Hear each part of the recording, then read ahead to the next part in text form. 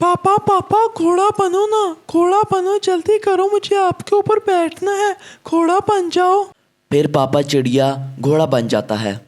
आप बिना बस बच्चों की बातों में आ जाते हैं और उसकी बात मान के घोड़ा बन जाते हैं, वो तो है ही बदमाश।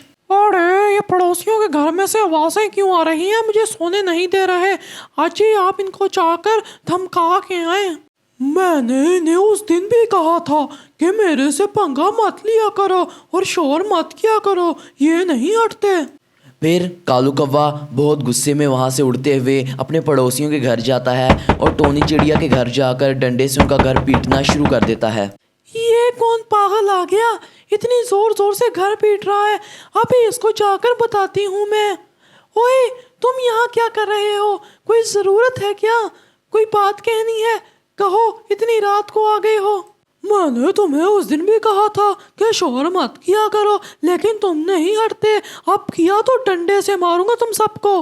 तुम कौन होते हो, ये तुम्हारा घर नहीं, ये हमारा घर है, समझे तुम, आइंदा से आए तो बहुत मारूंगा, यहाँ से चले जाओ, हमारी मर्जी, हम यहाँ रहे ना रहे, तुम्हें मसला है क्या कोई। अजी आप अंदर जाए, यहाँ इनसे बात करने का कोई फायदा नहीं, आप अंदर जाए, मैं बात कर रही हूँ ना।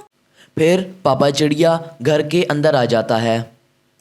कालू भाई हमें माफ़ करें, हम आइंदा के बाद ऐसा कुछ भी नहीं करेंगे और ध्यान रखेंगे कि आपको तंगी ना हो और रात को शोर भी नहीं करेंगे, आप जाएं यहाँ से।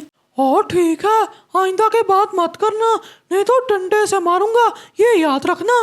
फिर कालू कौवा गुस्से में वहाँ से वापस आ जाता है और अपने घर चला जाता है। अरे आप इनको मार मूर के भी आए हैं कि वैसे ही आ गए, धमका के तो नहीं आगे, खाली मारना था, दो लगानी थी इन लोगों को।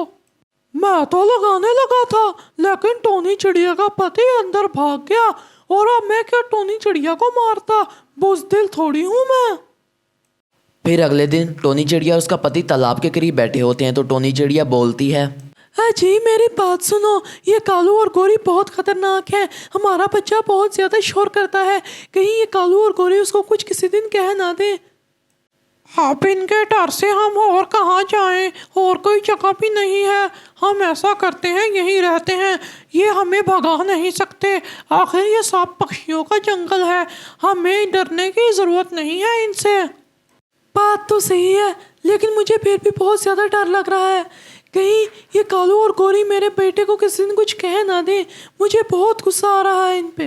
फिर टोनी चिड़िया और उसका पति उस तालाब से उड़कर अपने घर की तरफ निकल जाते हैं। वो जैसे ही अपने घर पहुंचते हैं वो दोनों देखते हैं कि उनका बेटा बंटी रो रहा होता है।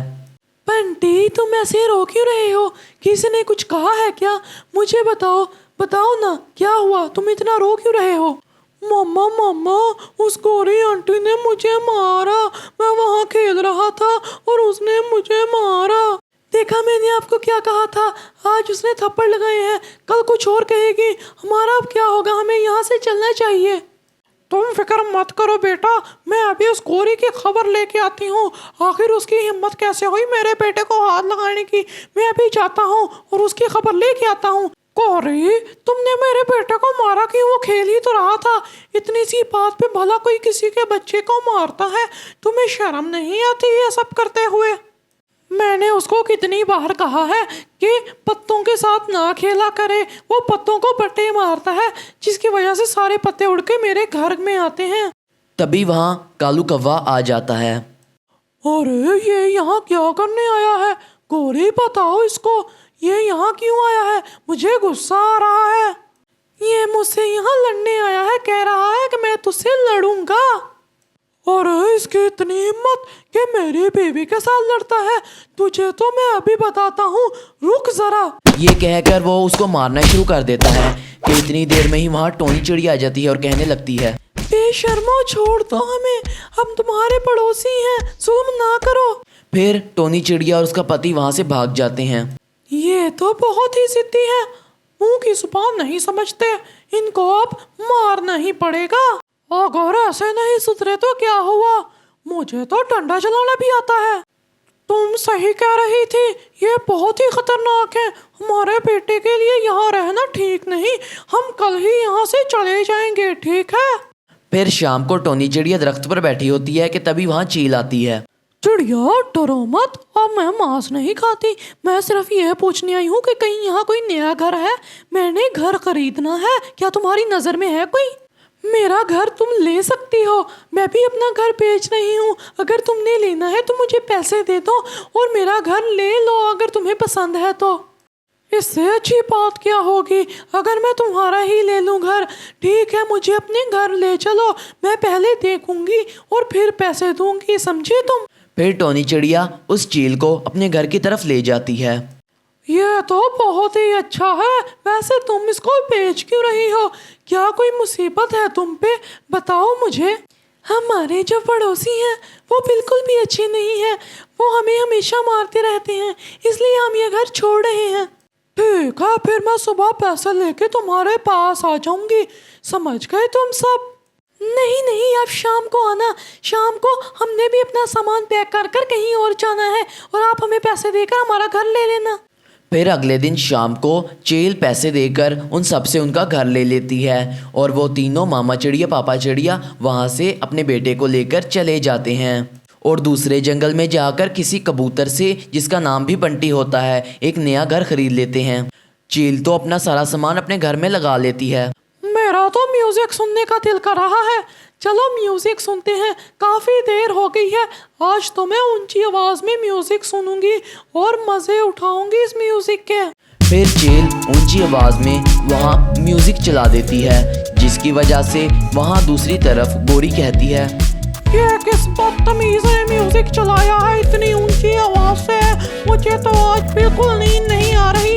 आज तो ये गया मेरे हाथों से। अब मैं डंडा लेकर इसका सर फाड़ डालूंगा जाके, अब ये नहीं बचने वाला। फिर कालू डंडे से चील का घर पीटना शुरू कर देता है। इतनी ही देर में वहाँ से चील बाहर निकल आती है और कहने लगती है, अरे तुम मेरी बात सुनो, क्या कोई काम है मुझसे? मैं म्यूजिक सुन रही थी, तुम मुझे डिस्टर्ब करने आ गए हो, बताओ अब। नहीं नहीं, हमें तो कोई काम नहीं। चील, ये तुम हो? हमें तो बहुत डर लग रहा है, हम तो यहाँ से जा रहे हैं भाई। चील, हमें तो सिर्फ तुम्हारा हाल चाल पूछने आए थे और कुछ नहीं। पूछ लिया, तुम ठीक हो, अब हम यहाँ से जा सकते हैं। दफा हो जाओ यहाँ से, इससे पहले कि मैं तुम दोनों को यहीं मार डालूं। और आइंदा के बाद अपनी गंदी शक्ल लेके मेरे घर के सामने मत आना, समझे तुम दोनों? फिर कालू कौवा और गोरी कवि वहाँ से भाग जाते हैं। अरे इस चील को ऊपर वाला उठा ले, इतनी रात को ऊंचा म्यूजिक लगाकर सुन रही है। सोना भी होता है, हमने दोपहर को भी लगाकर बैठी हुई थी ये। मैं अब इसके बिनती ही कर सकता हूँ, और क्या करूँ? चाहता हूँ और चील बहन से विनती करता हूँ, शायद आवाज कम कर ले थोड़ी सी। अरे चील बहन, हम सो नहीं पा रहे, अगर आप आवाज थोड़ी सी कम कर लेती तो अच्छा होता कुछ। मैंने तुम्हें कितनी बार कहा है कि मुझे ऊंचा म्यूजिक सुनते ही नींद आती है, और तुम बार बार आ जाते हो। दोपहर को भी तुम इसी वजह से आए थे, तुम्हारी तो खैर नहीं अब। फिर इसके बाद चील उसको मारना शुरू कर देती है और बहुत ज़्यादा मारने लगती है। उसके बाद वो कौवा रोते रोते कहता है, मुझे छोड़ दो, मुझे जाने दो, मैंने तुम्हारा कुछ नहीं बिगाड़ा, छोड़ दो मुझे। फिर वो दोनों वहाँ से उड़ जाते हैं। सही कहते हैं, जैसा करते हैं वैसा भरते हैं। गोरी और कालू को तो अब एक टूटे फूटे घोंसले में रहना पड़ रहा है।